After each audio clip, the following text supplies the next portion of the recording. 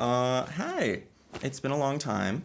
Obviously, I haven't made videos in a while, but I am excited to be back at it again. I'm testing out the new setup. There's a non-zero chance that this looks and or sounds terrible. So if that's the case, I apologize. But I wanted to give everyone an update on what I'm doing, whether that's music, what's happening with the channel, with YouTube. I'm always hesitant to make like I'm back videos because I feel like there's a curse where if you make an I'm back video, you invariably run into some sort of other life obstacle that takes you out of the running for however long. So I'm always hesitant to be like, I'm back. But that said, I'm back.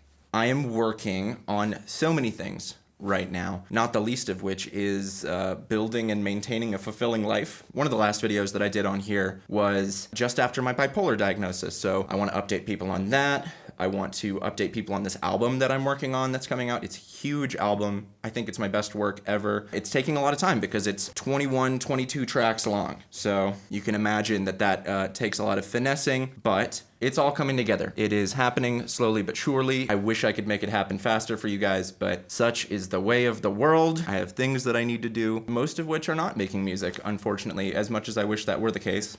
Just making sure it's recording. It is! Yes.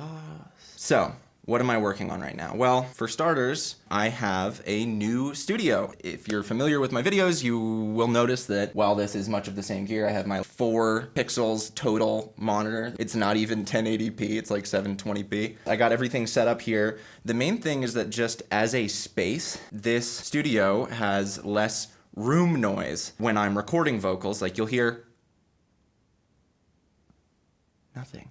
Right? That's pretty cool. One of the things that I'm struggling with on my album actually is that a lot of the tracks that I recorded have the noise either of the room or of my laptop fan. I just replaced my laptop with a new computer so that I don't have to worry about my fan overheating while I'm working on recording vocals and having the in the background. That's one of the obstacles that I'm working around on the new album, trying to figure out, okay, well, the original take has a much more of like the raw performance, right? If I re-record it, it's gonna have less noise. So balancing that, but it's all coming together. I think that most of these issues are things that would really only bother me. Anyone I've shown the album to has not told me that it's a problem, other than my very meticulous producer friends, who I love very much, but are not necessarily the people that the album is for, per se. No hate to them. Like I said, I love my producer friends. And also, one of the things that I'm not doing with this album is it's not a producer's producer album. Not that that's a sound that I've been pushing recently anyway, but more so on this album, it's about the vibe, it's about the lyrics, it's about the atmosphere, and it's about the concept. I've been doing all of it from the ground up, whereas with Fool Savior, it was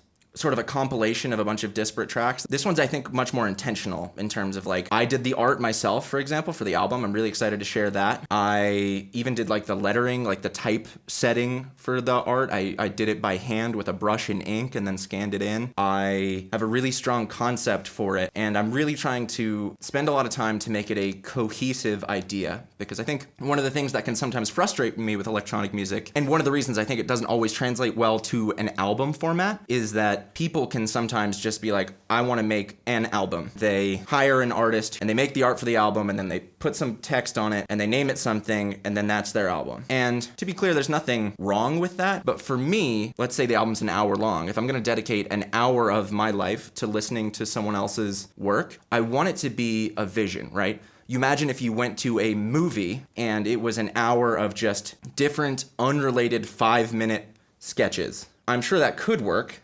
And obviously, sketch comedy exists, so that is a thing, and that's not what I'm here for. I spent hours with a close friend of mine arranging it, going through and making sure that the end of one song flows nicely into another, and mapping out the whole hour and 15 minutes long so that it's like, okay, there's a peak here and a valley here, and the energy flows nicely. It almost has like acts. I can't remember who it was. It was one of my, one of you that bought the album on Bandcamp.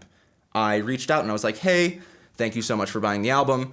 What did you think? And the only like constructive feedback that person had, which I thought was very helpful, was the last track on Fool Savior, which is Cut Off. They were like, I love the song, but for me with an album, I want the last song to feel like conclusive. Like, for example, one of my favorite albums, Swimming by Mac Miller, The last song, So It Goes, is a send-off. And that song is obviously recontextualized by the knowledge of Mac Miller's death, rest in peace. But even just at the level of the album, in terms of how it's constructed, I love the way that it feels like a send-off. It feels almost like a candlelit vigil to the album. And because of that, you finish the album and there's a complete feeling. And this person had expressed to me, and I like Fool Savior, but it doesn't feel like it completes. Now, all love to Fool Savior. I'm very proud of that album.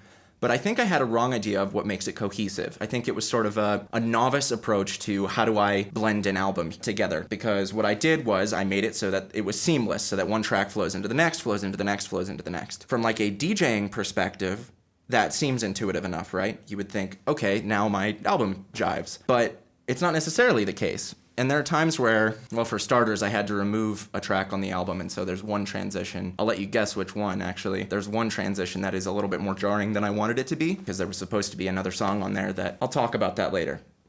I'll write that down as a video idea to circle back on. The song that is missing from Fool Savior. But one of the things I'm really focusing on with the new album is, rather than literally making it a continuous flow of audio from one track to the next, focusing more on the feel. My good friend Kalen actually helped me a ton with this. He listens to a lot of albums, is very familiar with the album structure, less engrossed in sort of the electronic music scene than I am. So he brought a really fresh perspective, actually sat with me for like 3 hours, helping me to arrange the album in a way. The flow of energy is much more important than the flow of audio, because the point of the music is to make someone feel something, or a point of my music is to make someone feel something, to bring someone into a space with me and share my emotions and experiences and ideas with them. That doesn't necessitate having perfect overlap of the songs. There's sometimes where a moment of silence between songs is the best thing that could happen there. Those are the kinds of things I'm thinking about with the album right now, and I'm really excited about it, in case that's not obvious. The very next thing I'm gonna do as soon as I shut off the camera is go work on it more. As far as the timeline for the album, while I'm hesitant to commit to anything that I don't have set in stone, I will say that I have separated the tracks out into like high priority fixes, where it's like this album is not coming out unless this stuff is fixed. Medium priority fixes, where it's these are things that I would really like to fix, but are not hard no for the album coming out. And then low priority fixes, where it's like, oh, the snare is a little loud for 3 seconds during the bridge. You know, something like really minor like that, where it's like, if I have time, I'll fix it. I originally had about 6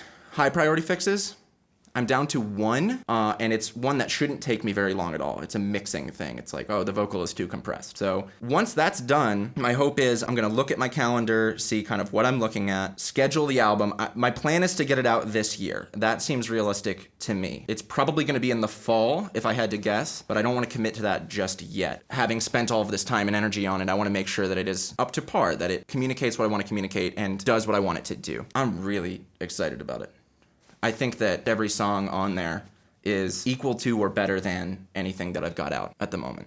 So definitely look forward to that. Look forward to potentially more videos soon. One of the things that I realized, especially being bipolar, is that committing to something like a weekly video schedule is just not realistic. Sometimes I'm in an upswing mood-wise, and I have enough energy for 5 videos maybe. But sometimes I'm in a downswing and it's like I can't get out of bed, right? So while technically the algorithm favors consistent, regular uploads, I am learning about myself that that is not realistic. That being the case, it actually really helps me out a lot if you like and comment for the algorithm, because that will help offset my inability, really, to give the algorithm what it wants in terms of like a steady, even stream of productivity. Make sure to like, comment, subscribe, all the YouTube stuff. You get it. Ring the notification bell, or just keep checking back on the channel for more new videos, more updates on the album. I have a whole list of video ideas. One of the things I want to do is like update you on how I'm dealing with my bipolar diagnosis, because it's been like 2 years now, and I'm doing really well in some ways that you might not expect if you watched my other video. I have some other ideas for sort of more like essay type stuff, so let me know what you want to see in the comments. You're wonderful. I appreciate your time. You're excellent. Probably, unless you're not, in which case, work on that. And I'll see you in the next one. Bye.